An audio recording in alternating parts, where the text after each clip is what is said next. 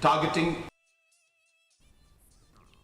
Kilaitli ki Autonomous District Council jaga Meghalaya karilom KHASI jaintia bat garo glaisno kti lang ban pha ekdor khas ban pan jingera pisa kablakot ya ka pra haja pras pa klur tingka shaka Finance Commission bakhan riun kabanta ki kampan roi beper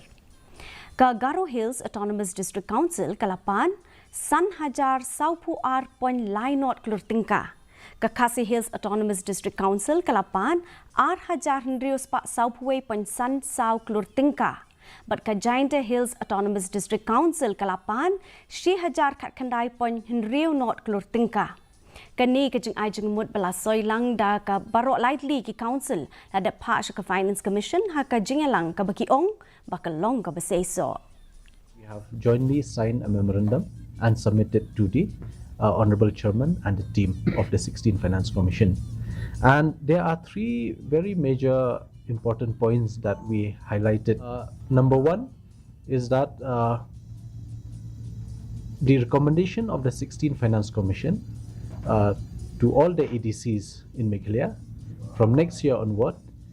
more grants should be for untied grants.